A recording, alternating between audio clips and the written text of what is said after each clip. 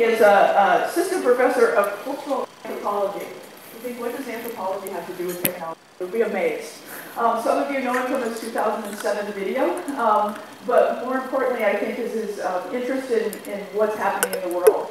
His original field work in Papua New Guinea. He won a U.S. Professor of the Year award, which I understand is a pretty distinct award. He's produced many, many videos on culture, technology, education, and information. He's also learning how to do handstands. And he's a bicyclist. He has no car. So very eclectic background, but very interesting person. He talks about, or he's talking today to us about the end of wonder and the age of whatever. Thinking about the intersection between media and the impact on relationships and connections. I give you Michael. Thanks. The basic idea is of the end of wonder and the age of whatever is that we live in this age of whatever, which is this age of infinite possibility. It seems like anything can happen, can do almost anything. But there's kind of this two sides of this. And the best way I can think to describe these two sides is actually to tell you a little story about these dinosaurs, these little plastic dinosaurs that had started attacking this home in Kansas City. What it was this couple had some kids, and they thought, you know, we should like entertain our children by getting out their plastic dinosaurs and have them wreak havoc in the middle of the night.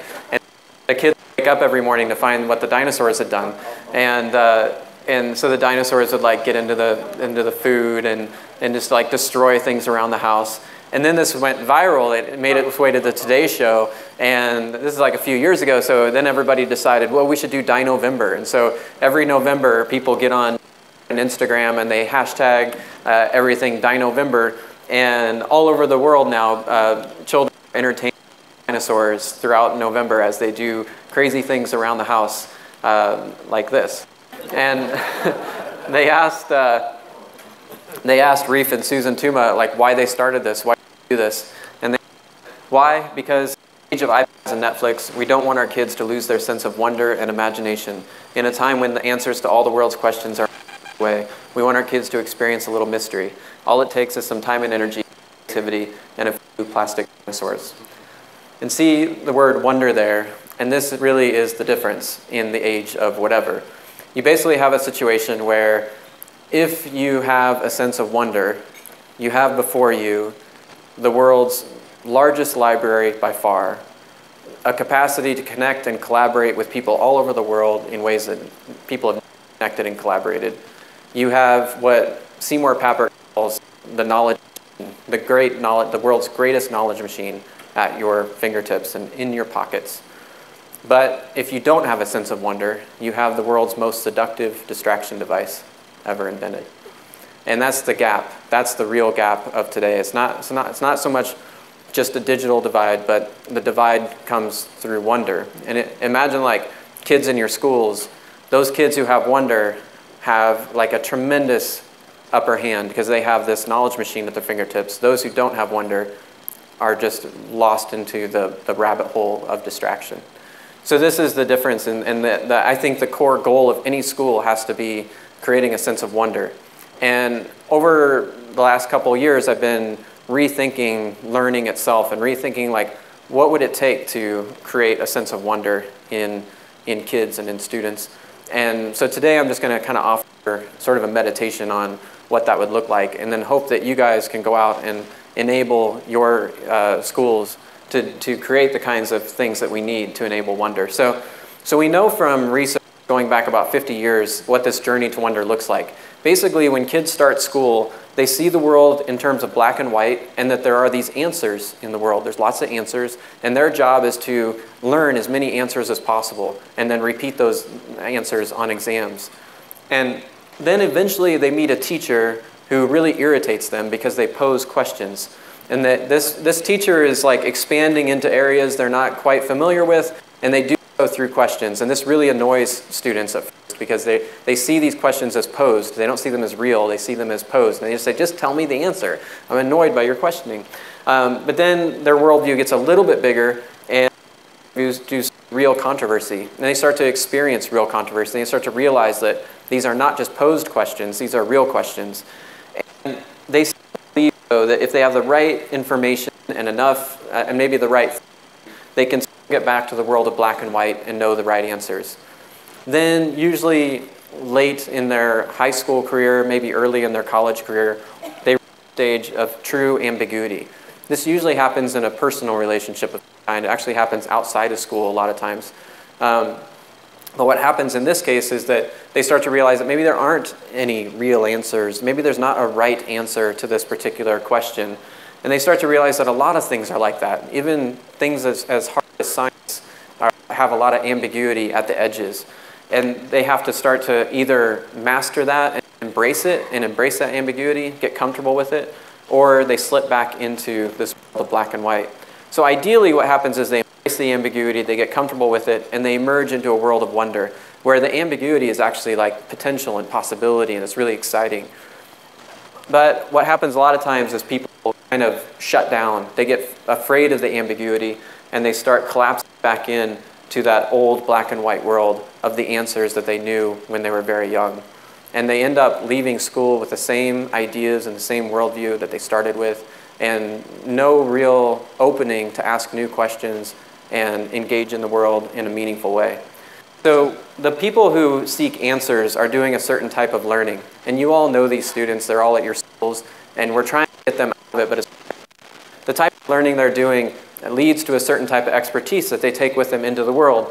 They're doing what's called strategic learning, where they're just trying to find the answers that you want to hear so that they can put it on the exam.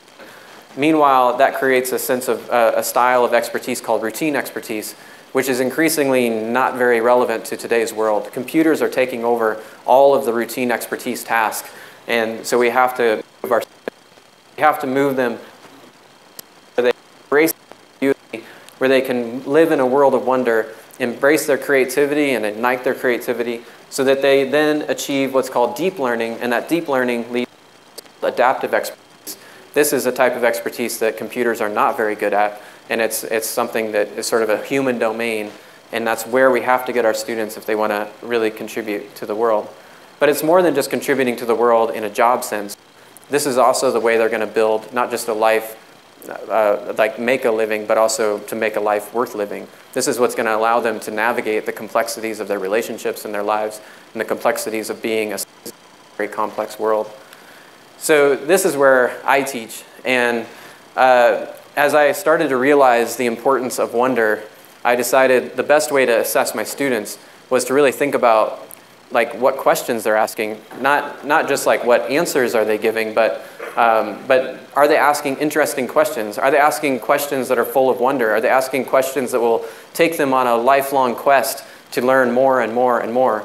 And as I started listening to their questions, I was kind of disappointed. There were questions like, how many points is this worth? How long does this paper need to be? What do we need to know for this test? And so like, I'm pretty discouraged by this. Sorry, does anybody have an idea how this works? Just hold it together? Is that, okay. All right. And so I was kind of discouraged by this. And so then over the last several years, I've been working on trying to figure out what learning is all about and where wonder comes from. And I did this in 3 ways, and I'm going to share those ways with you. And if you want to get in touch with where wonder comes from, my talk will get you part of the way, but really what you need to do is these 3 things that I've done. One of them is I kind of went back and thought about the times that I've been most in a state of wonder. And I kind of tried to analyze, like, what were the conditions of that? And like, what was the situation? So I'll tell you about that. Secondly, try to learn something that's really hard for you. Put yourself out on the line and really try something hard. Learn a new language. I'm trying to learn handstands. Trying to learn how to draw and animate. These are things that are really hard for me. So those are, that sort of puts you back in touch with learning. And the other thing is just to actually talk to others about how they learn as well. So I want to start with my own journey of like, and remembering like the moment that I was most in wonder. And that happened when I first did my fieldwork in New Guinea. So I'm going to take you into New Guinea to give you a sense flying into New Guinea, you land in the capital city. This is the first picture I ever took, capital city. I'm from Nebraska, so like palm trees are a really big deal. So I snapped a picture of a palm tree, and then I front door. And I was just really excited to meet people halfway around the world. Being from a small town in Nebraska, this is as far away as I'd ever been by a long shot. And I was just really excited to see what people were like halfway around the world. And I'd been kind of ignited by questions by my own teachers back at Kansas State, who had ignited me with all kinds of questions about what it is to be human. And so this is my chance to discover what it is to be human by like meeting people who are so different from me. So I put on my backpack and I go out the front door. I'm really excited to meet people. And the first two guys I meet, they're walking toward me and they say, "Hey, money," which in New Guinea, money is like, they speak pidgin English. So like that could mean good morning, or it might mean give me your money. And, and I'm actually pretty sure they're saying good morning because, you know, I just figure that's what they're saying. So I said, "Good morning, morning." And they say, "No, God, morning, morning." They start tapping their pockets. And I think, I'd kind of known this might happen, so I was prepared, and my preparations had told me that I should just try to be funny and sneak on past. And so I pretended that they were teaching me a greeting, and I said, "Morning, morning," and I tapped my pockets back to them, which they didn't think that was funny. And the one guy, just as I come up to them, then the one guy steps in front of me, and he pulls his jacket back, and he's in his jacket, he's got this like 2-foot machete. And he pulls this out, and as he's pulling it out, I turn my back so that if he hits me, he'll just hit my backpack. And I run, and I get around this corner, and fortunately, around the corner are all these people that I hoped that I would meet, very nice folks who chased these guys off, and I walked straight to the airport. And I'm like ready to go home. You know, I don't know what I'm gonna do. And I'm looking up at the board of departures, and the first departure is to Brisbane, which it's great because that's like kind of partway home, and Brisbane is a nice modern city with surfing. You know, I'll just go learn to surf for the summer or something like that.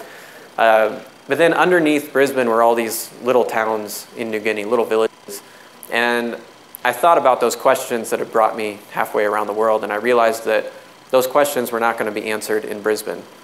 They were going to be answered somewhere down that list. And so I got on a plane to the middle of the island and myself like getting on smaller plane after smaller plane, chasing these questions.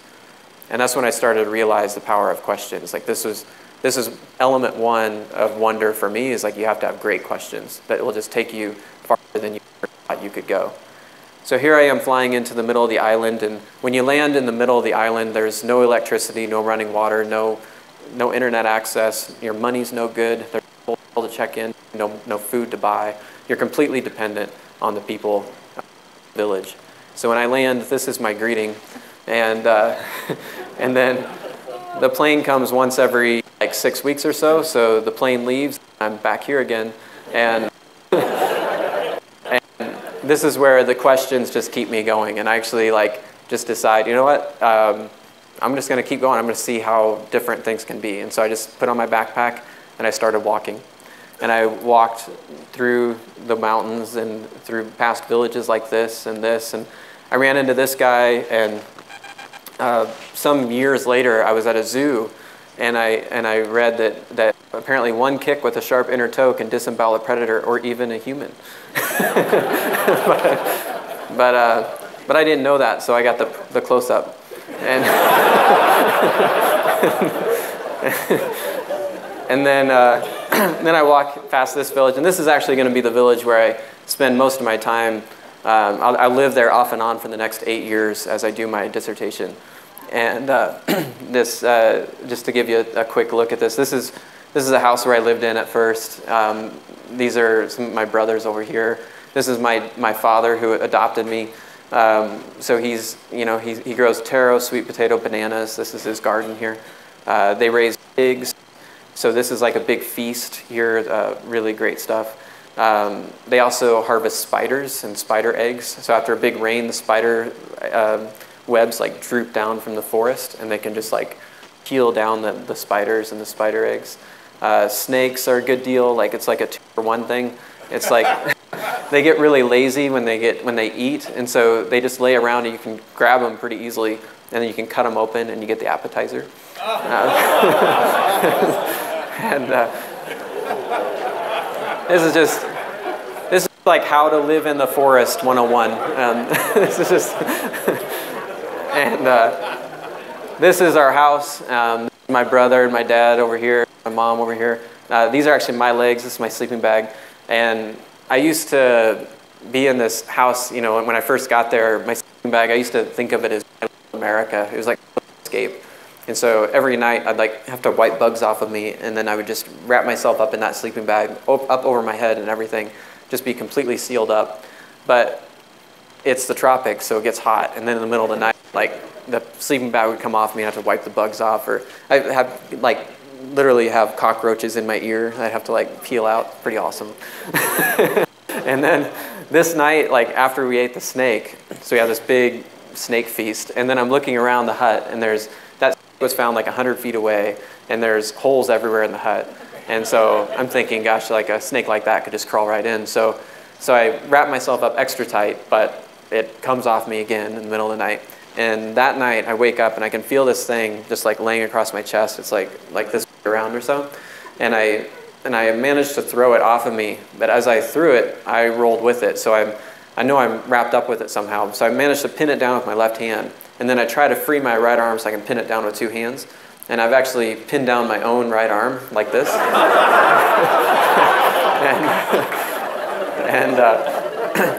So what had happened was my arm had just fallen asleep, and so there was no snake. And at this point, the only word I understand is like, it's just like gibberish to me. It's like blah, blah, blah, blah, blah. And then I hear the word they use for me, which is white man. So it's just blah, blah, blah, blah, blah, white man, and then laughter. and then after this snake incident, they do hand motions while they do this, but it's the same conversation over and over again. So, and all this can sound like really kind of funny, but in reality, I was in deep, deep culture shock. And I actually really shut down at this time. While questions brought me there, I wasn't going anywhere fast once I got there. In fact, I really started to shut down. I didn't talk much. I felt like they barely knew me.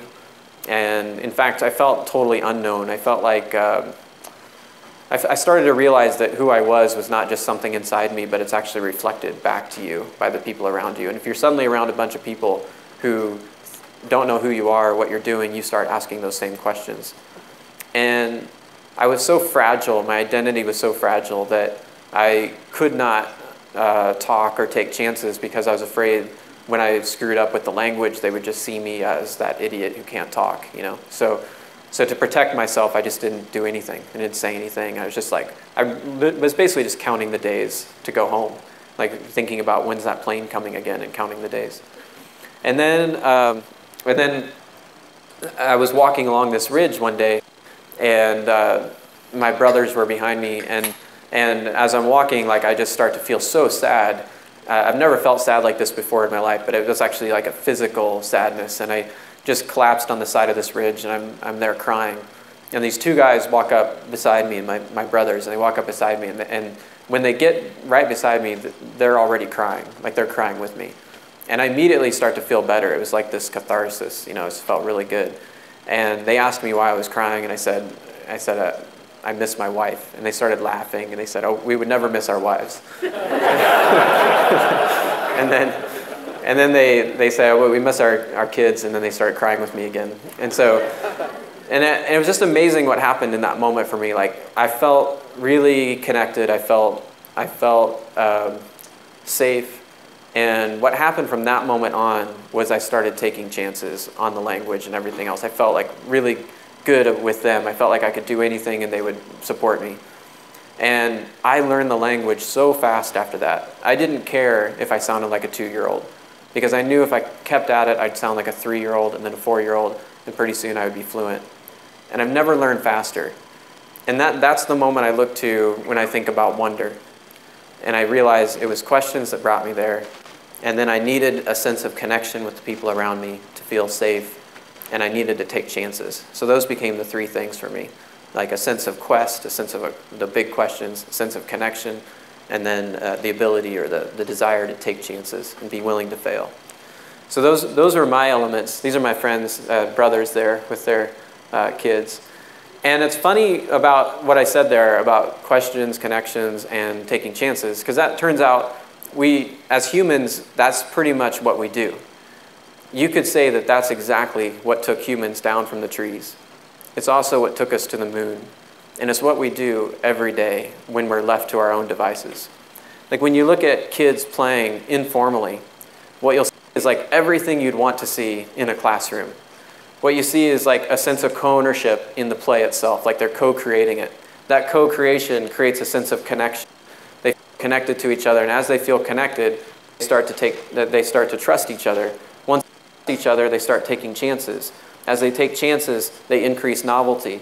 As the novelty increases, it elevates engagement. And you end up with this virtuous cycle that is the essence of being human, of play and playfulness. It happens not only on the playgrounds, but it happens around dinner tables when you're having a great conversation. People are kind of playful and they increase novelty. They start to trust each other and feel more connected. And all the elements of great learning are there. That sense of connection, the taking chances, that elevated engagement like you're on a quest for something. So really all we have to do is figure out how do we create playful environments in the best sense, right? Not like this flippant sense, but how do you create that? So unfortunately, in our society, I mentioned I started drawing. So this is where I started from. And unfortunately, in our society, we've shaped play in a certain way. Like we've drawn the lines, people, and we add the rules, and then we cheer on those who score the points, and we put those who don't on the bench. And we've formalized play. So informal play is on this steep decline in our society. Kids play very, very little informally compared to how they used to. And that has a pretty dramatic effect. And I think it's no wonder then that when our kids come to school, they're asking about the rules and the score and how do you keep score and so on. If we want them to be playful in school, we need to allow them to play in their everyday lives as well. So I started looking at, several years ago, I started looking at the classroom environment and how it affects the shape of the learning. Like if these walls could talk, what would they say? Or if you think about what students are actually doing,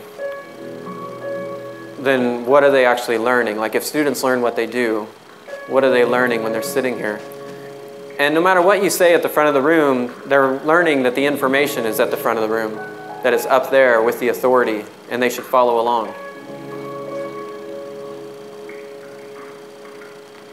So in this video, what we did is I just invited all my class, it's about 200 students, onto a Google Doc, and I just asked them what it's like being a student today.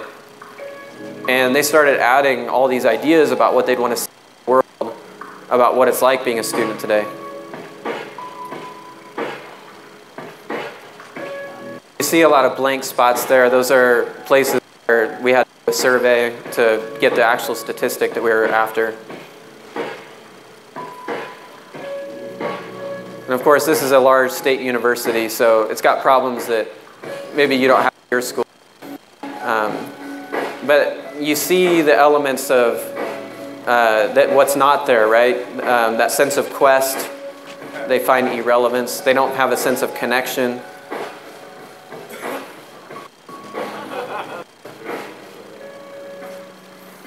And the whole video is up online if you want to see the whole thing. That's just a little blip of it. And of course, we're also managing this whole show through extrinsic motivations like grades, which have a effect mainly of categorizing kids on a very narrow spectrum. Grades are so limited in their actual descriptive properties in terms of how they're describing somebody. And what happens is, in the real world, is that the A's tend to get really complacent. They don't try very hard because they're well matched to school, and the environment doesn't stretch them very much. The B's were the A's and kind of feel bad or not, but the D's and the F's really lose people. They just feel totally disenfranchised. No matter what gifts they may have, if they don't match something in school that can be valued in school, themselves feel valued. So, as I said, the ways that I started to think about how to change this system and bring wonder into the system was first to get in touch with my own, and I found quest, connection, and change to be really key. but then also to like actually practice those things and like try things. And so I started drawing. And the other thing I started doing is I started talking to people. And mainly I started talking to my own students. Not my students now, but alumni. So I took students who are out there in the world like 10 years out. And you know, I've taught 8,000 students now. I teach these huge classes at Kansas State. I've had 8,000 students. 3 of them have become anthropologists. Okay, so like I'm not teaching future anthropologists. So I'm wondering like what matters about my class. So I called up this computer programmer who was in my class, and I asked him like, what mattered to you about this class? And this led me to do my first animation. So this drawing's still pretty primitive here, but this is him. When he was a student, he was like amazing as a student. He was, you know, he was a good student. He was an A student, very bookish though, and it was kind of like life was passing him by. And he read so much because he was looking for something. Like he was really struggling to find his way. So in my class, we talk about this hero journey that in cultures all over the world, there's these stories about a call to adventure, a road of trials that leads to the hero transforming themselves. And in the class was this girl who had really been through this road of trials, and she had become transformed. And they were like a perfect match. They fell in love. They even raised a kid together. And then I thought this was going to be like happily ever after, but then several years later he wrote me.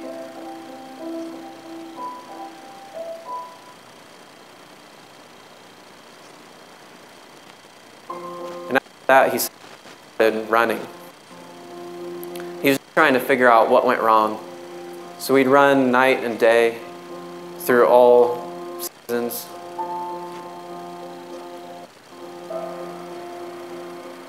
He'd run about 10, 20 miles a day just trying to figure things out. He usually ran barefoot to feel the earth, no matter what the weather.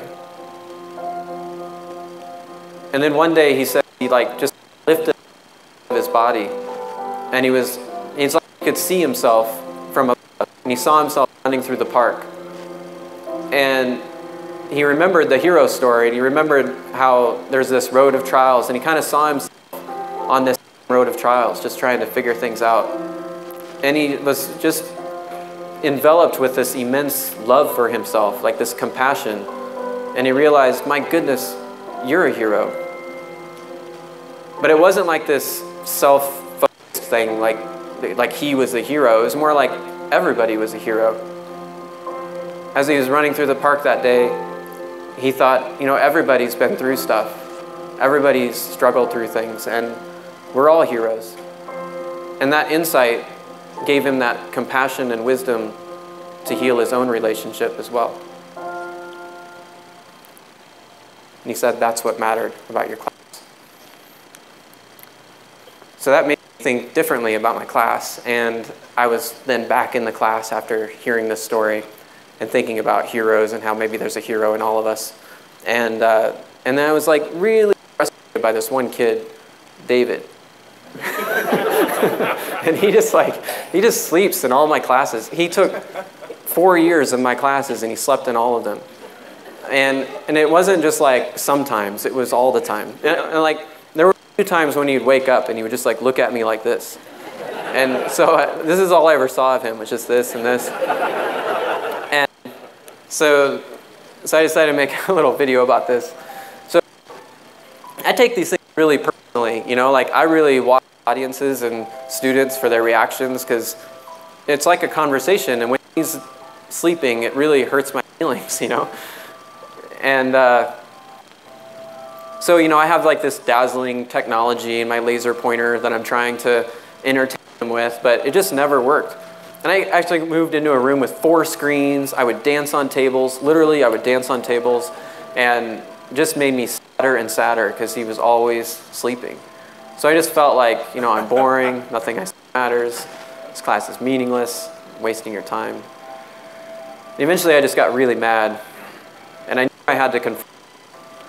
But then I thought about how we're all heroes, and I changed my tune a bit, and I said, you want to go to lunch? So we went to lunch, and I asked him why he sleeps in my classes. And he said, well, I'm addicted to games. Plays all day and night. But he also, he invents games. He told me about this game on with mythological figures on hexagon cards that he invented. And it became apparent that he actually knew more about mythology than I did, and I teach a class on it. So I started him a little differently. And it was really a shame because I realized that our system had defined him in a certain way. It led me to not see this other side of him. So I invited him to be a part of a different class, one without any lectures, no textbooks, no grades. A class where he could be himself and bring his skills to the table with others who have their own skills. And the main thing is, he had come to in a certain way, but the beauty of it is when you cut him loose, he worked all day and night creating this amazing video game. And I started to see him and other sleepers a lot differently. And what he created was actually a video game about Alzheimer's and living with Alzheimer's. It's a very creative and interesting thing that came out of this other project that relates to like this wonder that I'm trying to achieve with my students. And that is that I realized that I couldn't take my students to New Guinea and have them have that experience I did, like led by questions, having a sense of connection, taking chances. I knew they couldn't sit in the same houses that I did. So I decided another very different culture, and that was this retirement community up the hill from us. It's not too far off campus. The average age is about 88, and I asked my students to actually move in.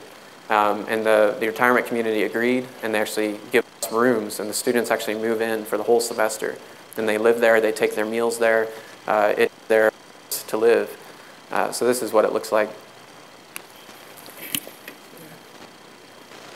When you're living in a retirement home as a 20-year-old, like it's not, you don't just get to walk into a different culture and experience something. You just go to New Guinea and do that, but we found a way to do it in a culture that's right with us.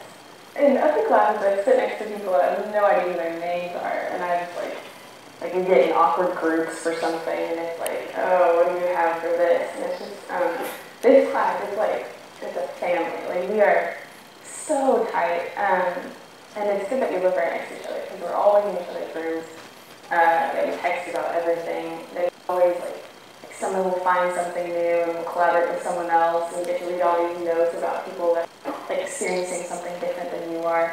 And it's super cool, because you can see it all coming together right before your eyes. And you can see everyone like changing because of it. And the relationships in this class get so deep and powerful between the residents and the students. Just to give you a quick glimpse of what this is just the students are living there right now. And this is Kay, who loves to party. So she went with us down to the bars one night. This next video is from 1 a.m. down at the bars.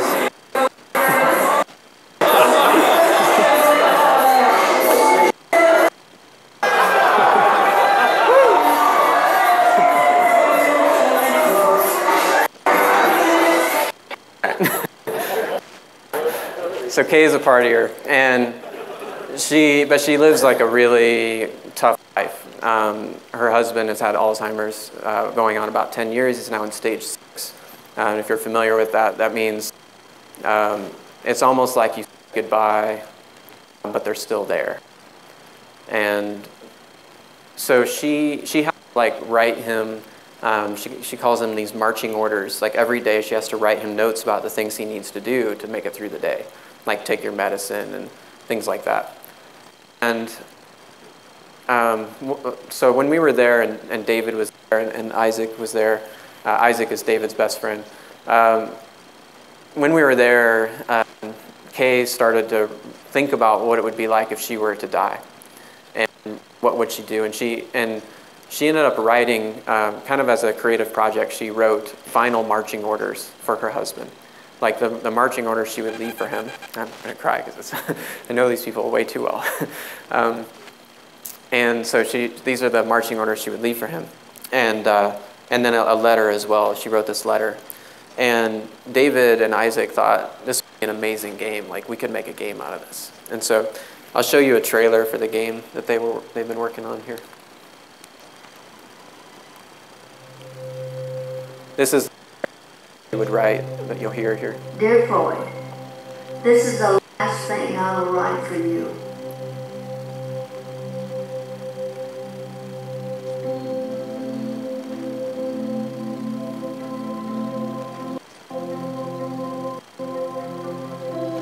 We had our secluded spot. It was a tree by the creek. There was a notch in it where we should leave me little haikus and quirky poems. Forgot to pay the bills again. That's why we lost the farm.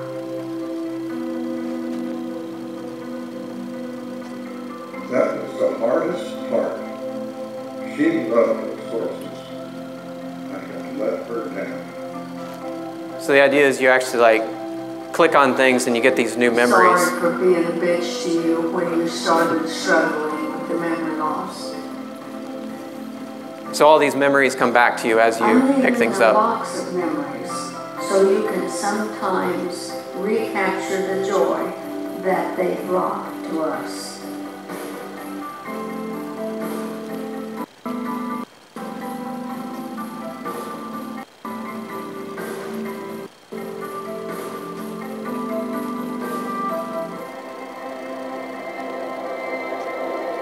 Floyd, know that I am so full of love and gratitude for the memories of falling through life together. Our 6 years together have done nothing but prove beyond doubt that asking you to marry me all those years ago under that tree was the greatest decision I have ever been smart enough to make. This is the island I worked in World War II.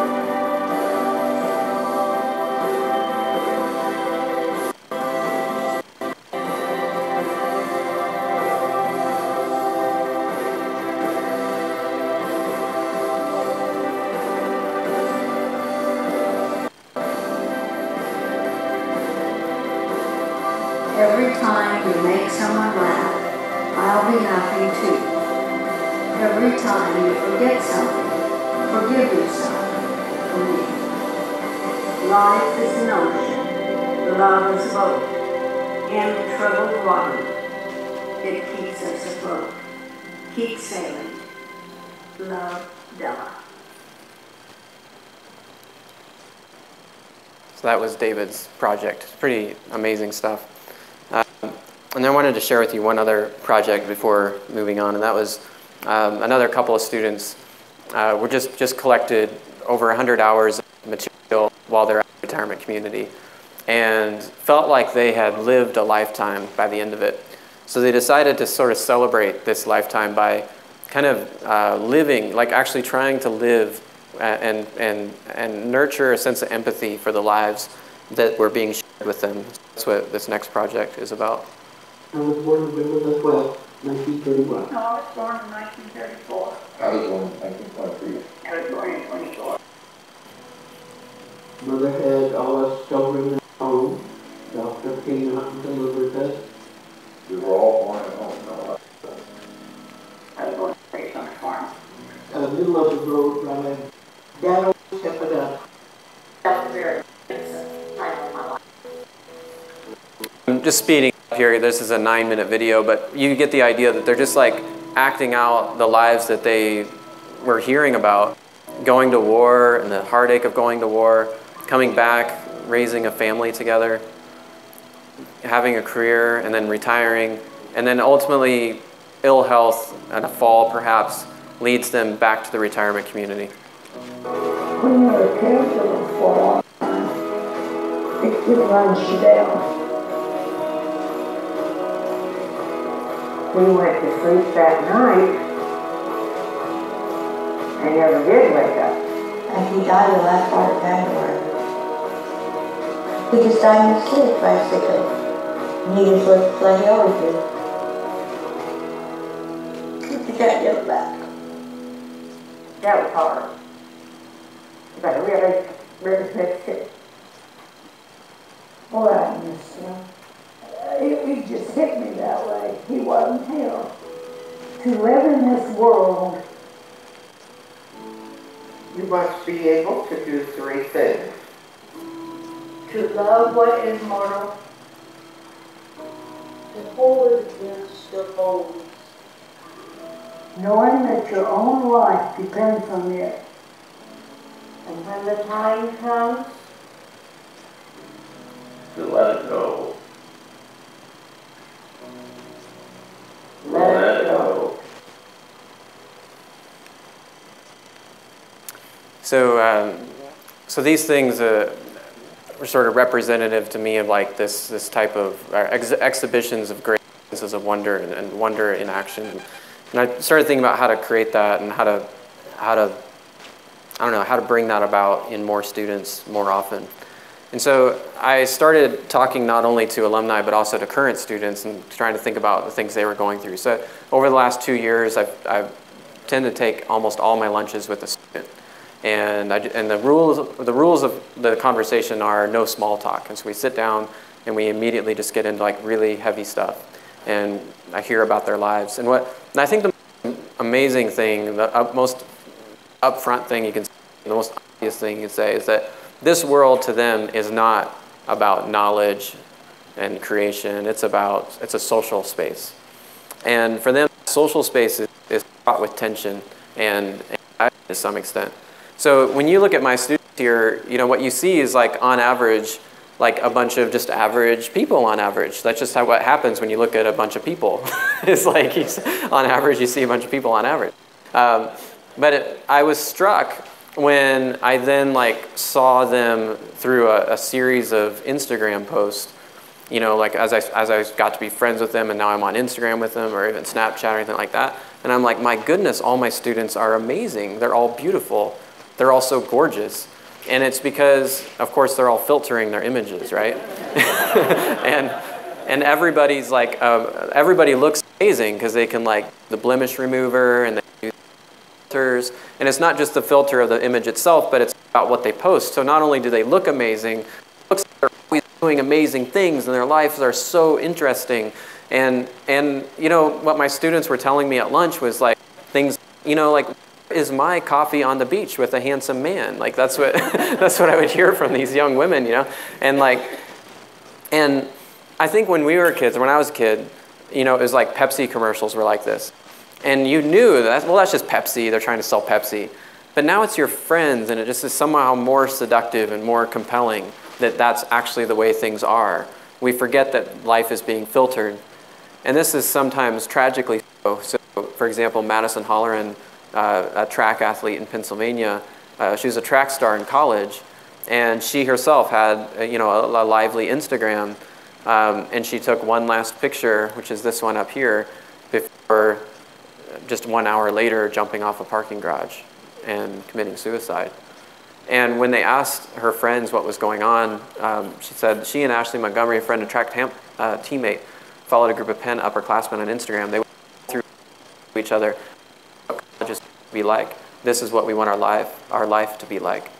She always felt like she was somehow missing out, like she wasn't having the great college life that she was supposed to have. And sort of disconnect where we are sort of seeing other people's outsides and our own insides. Like we see the trouble that's inside us and we compare it to that perfect facade that's put out there on social media is very troubling for students. And there's, I mean, I'll just point a few obvious things about growing up today. Most sexual encounters look like this. Most sex ed happens here. And there's recent evidence of this actually like creating a sense of numbness to the world. Like it's such like there's a lot of dopamine running through your mind in a situation like this. And if you're doing it a lot, then suddenly the real world starts to lose its color. And you see that like on apps, Yivyak, where students report saying things like, I might have actually turned all my feels off. I don't really feel much anymore. Or one of my students mentioned that I feel like I always have to be happy. I have no place to express myself when I have a problem. I don't want people to think I have issues. So this need to like make public this perfect facade makes it difficult to find a place where you can actually reveal who you really are. So these challenges that they have. And I guess what came to me as I was hearing about all this was that they actually do have really big questions they're asking. They're not just wondering what's going to be on the test and, how do we keep score and all that. They're wondering things like, who am I? What am I going to do? Am I going to make it? These were the big questions they're asking. And just to flesh that out a little bit, for example, there was one girl who described to me when she was 8 years old, she was in the back seat of her car and her parents were in the front, her 6-year-old brother's on the side. And her mom's doing flashcards to her. And these are math flashcards, and her brother is getting them before she is. Her 6-year-old brother is beating her on these math flashcards. And she decided that day, she remembers it very clearly, she decided she just wasn't smart. And she locked into that identity, and she kept it all the way through high school. And she just played the role of this sort of cute, happy girl who isn't smart. And by the time she got to college, she said to me, she said, Dr. Wesch, I've been faking it so long, I don't even know who I am anymore. Or there was another student who was like her very troubled family in which her dad had left early on, and then her mom would go out partying a lot at night and sometimes wouldn't come home. And one day just stopped coming home altogether. So there she is, like all alone in the house. Eventually she couldn't pay the bills. She got a foreclosure notice. And she'd been acting out in school, so she gets the foreclosure notice and she's really upset. She goes to school and of course she's acting out again. And the English teacher takes her out in the hall and starts yelling at her.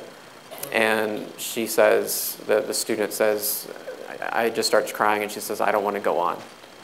And the English teacher heard the rest of her story and actually took her home with her that night. And she lived with that English teacher ever since. And she's sitting in my class as an accounting major, but she hates accounting. And she's an accounting major because it's safe. It's like, I'm going to get a job and I'm not going to be homeless again. And she's wondering what she's going to do. Like, can she really hack it? Can she really be an accountant? So then finally, she's wondering what she's going to do. The last one I'll tell is about somebody who is wondering if she's going to make it. And she's not the person you would think would be troubled. She's up for the biggest scholarships in the nation. She's your perfect student. She's amazing. She's very involved across campus, always seems happy. And she hands me a note at the end of the class one day that says, I'm not who you think I am. I'm running from suicide, depression, and anxiety that runs in my household. And I feel like the harder I run, the more I'm wrapping myself into the same dynamics that are going to draw me in and draw me under. And she's wondering if she's going to make it. So these are the kinds of questions that they're asking and trying to navigate. And they're the same questions that start to percolate in K-12 as well. Like, this is the real journey of life. And somehow we have to be a part of that and know that they're doing this within a vast media sphere that's very different. And it's changing all the time. There's a lot of messages out there that make it seem easy. Like, you can just open a Coke and open happiness, or go to Starbucks and find community, or just buy a bunch of stuff and show people who you are. Like, that's all it takes to really find who you are. And even worse than that are the messages that are so prominent that tell you who you are, that think they know who you are. Like, there was this study at Stanford about on math and we know on standardized tests, for example, that men tend to do better than women. So they gave this GRE math test. It's a very difficult math test, standardized math test. And they before they handed it out to everybody, they lied and they said, you've heard that men do better than women on these tests because they're biased. We want you to know that we've removed that bias. And sure enough, although they had not done anything to change the test, the bias went away.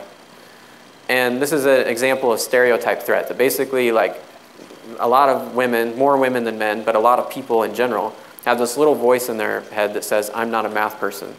And when you're doing a hard math problem, you get to a point where you just kind of get frustrated and you say, well, I'm not a math person, and you go on to the next one. And you just missed out on the 5 seconds you needed to hang with that problem just long enough that you get the answer. And when you don't have that voice in your head, suddenly you can get that answer just as likely as anybody else. So somehow you have to get that voice out of your head that's saying who you are.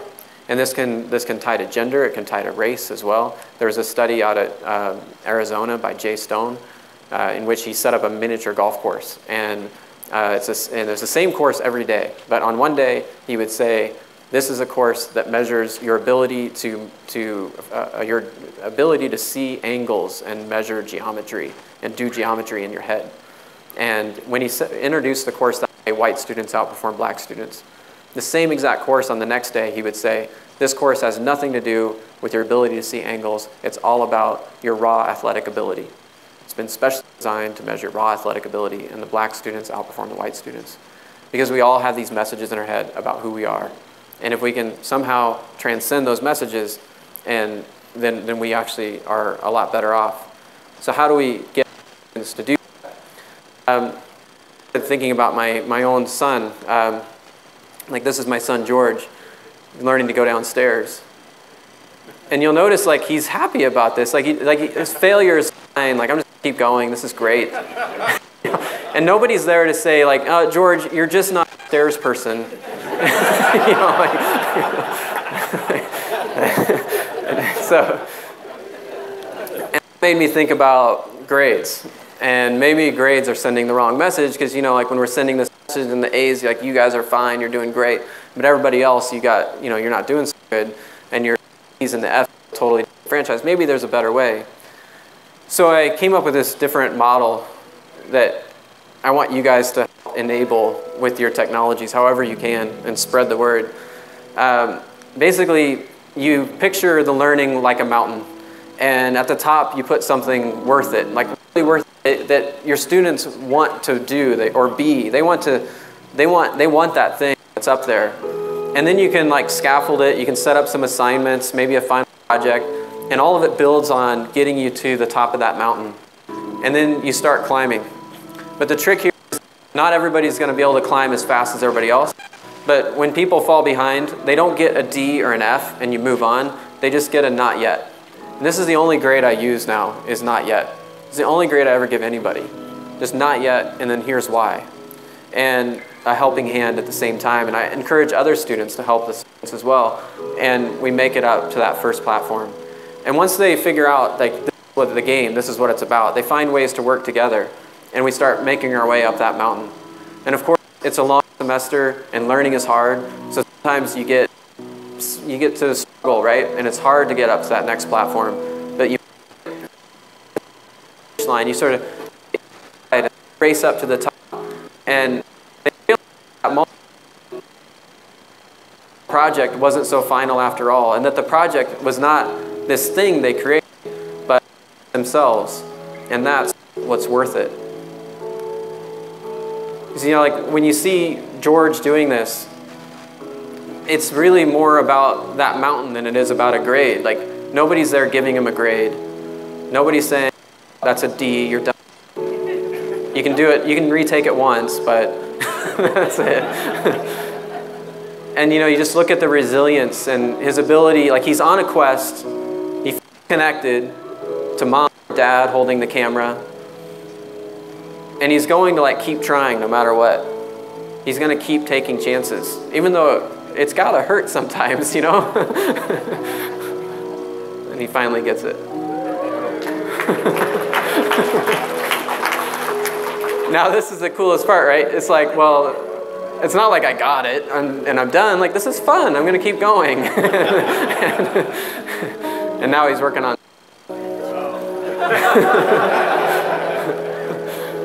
And I think that's the beauty of this is like, you know, some of those projects I showed you, they look amazing, but it's not the project that matters. It's not the artifact. It's the people and how they change. So you look at Jordan and Kelly, you know, who made this amazing video, but it's more about them learning about how to navigate the struggles of life and find their own sense of creativity and flow. So when this was over, immediately afterwards, Jordan sold his car, bought a bike, and rode his bike south. And he went through Oklahoma, down to Mexico, through Mexico, into Miami, into Africa, and completely changed his life. He came back, and now 2 years later, he was just awarded the Marshall Scholarship, which is one of the most prestigious scholarships in the world. And then there's, you remember that 8-year-old who decided he wasn't smart? That was Kinsey. And Kinsey feels empowered now, like she's ready to take on the world, and she has ideals, like she wants to build a world where there's sustainable protein, for example, and she thought, you know what? Bugs are sustainable protein. And she started a business, and she runs a business now, very successful, selling insect protein powder online. She even went to Thailand to discover more about how to do this, and started up her business from that. But it's not about these jobs and these successes that they have. It's also about getting that capacity to run through those dark holes, to take those moments of failure and try to see ourselves a little bit differently so that we can struggle through a long, hard night to achieve our dreams. And I'll just end with this one last thought, that no matter where we're at, all of us are still somewhere on that mountain. And that's actually kind of a cool thing. It's kind of something to celebrate. Thank you.